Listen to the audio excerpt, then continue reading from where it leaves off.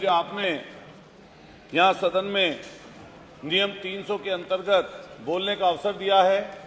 मान्यवर, मैं बहुत आपका शुक्रिया और धन्यवाद अदा करता हूँ।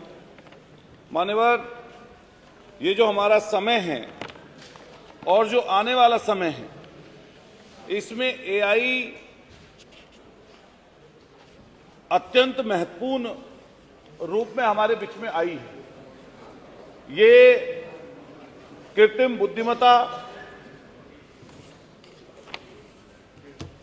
के विषय में हर कोई इस समय उससे प्रभावित है। कई विषय ऐसे हैं मान्यवर, विशेष रूप से चिकित्सा, जिसमें इसका अत्यधिक दूरगामी प्रभाव लोगों के जीवन को बेहतर कर सकता है। जी, मैं इसके ऊपर जो विषय है जी, उसके ऊपर प्लीज आप अपने वो नियम 300 के अंतर्गत मैं चर्चा का अनुमति नहीं दे रहा, उसका एआई के ऊपर चर्चा करेंगे तो बहुत अपने आप में कई घंटों तक हो सकती है। 2-3 मिनट बस विषय के ऊपर वाली, जिसके लिए मैंने आपको अनुमति दी है, प्लीज। जी। इससे सुगमता तो होगी, लेकिन परंतु मान्यवर, इसके साथ साथ एआई के बढ़ते दुरुपयोग को अगर नहीं रोका गया तो इससे मानव जीवन अत्यंत दुष्कर हो जाएगा। धीरे धीरे इस बात के उदाहरण हमें देखने के लिए मिल रहे हैं मान्यवर, कि आज एआई के माध्यम से जो लोग तरह तरह के षड्यंत्रों का शिकार भी हो रहे हैं।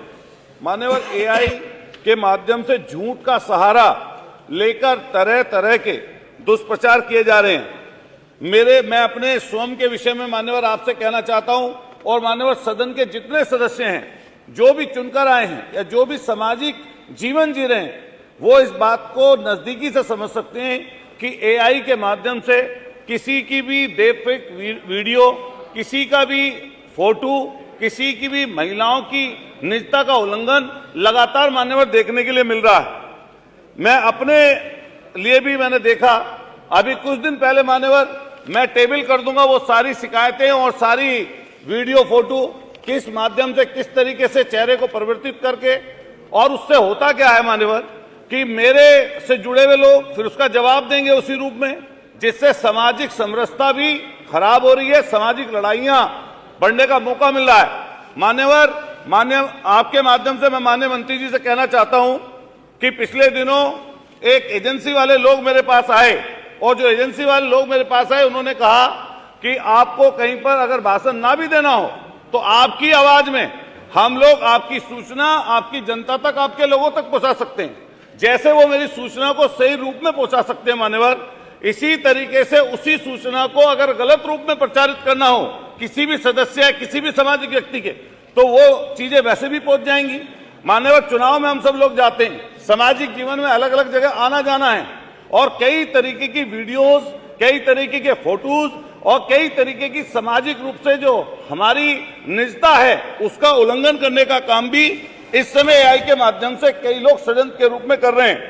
मान्यवर, आपसे निवेदन है कि इस विषय में जिस भी माध्यम से जो गलत एआई का दुष्प्रचार किया जा रहा है किसी भी व्यक्ति की प्रतिष्ठा को धूमिल करने के लिए, उसके बारे में हम सबको लोगों को सोचना पड़ेगा। मान्यवर, पिछले दिनों पीठ से आदेशित हुआ था, पिछले दिनों पीठ से आदेशित हुआ था, मैंने आपको अनुमति दी है, विषय पर है, उसको डिबेट नहीं, जुर्माना सरकार की तरफ से लगेगा। लेकिन मान्यवर, आईटी एक्ट के लिए सरकार की तरफ से बोला जाता है मान्यवर, आप भी जानते हैं, जो आईटी एक्ट है उसमें 6 महीने की सजा का प्रावधान है मान्यवर, और वो विषय आ गया आपका जवाब नहीं है। मैंने एक एफआईआर, मैं मान्यवर अपने खुद पीड़ित हूं इससे, और भी कई लोग पीड़ित, आप बोलो प्लीज अपने। मैंने एक एफआईआर पिछले 15 दिन पहले अपने यहाँ मेरठ के एसएसपी साहब को सूचना देके दी, आज तक वो मान्यवर सूचना नहीं चढ़ी। मैं टेबल कर दूंगा आपको वो सारी चीजें। आपके माध्यम से मैं कहना चाहता हूं कि सरकार इसमें रेगुलेट करने के लिए, इसे संचालित करने के लिए, ये जो हमारा सदन है मान्यवर, इस सदन के माध्यम से विधि बनाने का तरीका जो है, जो हम लोग इसके लिए विधि नहीं बनाएंगे, हम लोग मान्यवर नियम नहीं बनाएंगे, तो आने वाले भविष्य में हमारी जो आने वाली पीढ़ियां हैं वो मान्यवर बर्बादी की तरफ चली जाएंगे। वो कहेंगे कि सदन में बैठने वाले लोगों ने इस तरह के नियम नहीं बनाए। और मान्यवर, एक बात कही जाती है विज्ञान के विषय में, science is a good servant but bad master. AI के विषय में यह कदम मान्यवर बिल्कुल सटीक है। एआई पे चर्चा हम नहीं कर रहे, एआई के मास्टर नहीं बनने देना जो विषय आप, मैं मान्यवर आपका संरक्षण चाहता हूं कि सरकार की तरफ से कि कोई ना कोई इसमें बात यह आए कि विधि नियम बने और कठोर से कठोर सजा देने का प्रावधान सरकार की तरफ से हो, नहीं तो आने वाले समय पर बड़े गंभीर परिणाम हम सब लोगों को, समाज को इसके भुगतने पड़ेंगे। माननीय मंत्री जी, माननीय मंत्री जी। माननीय अध्यक्ष जी।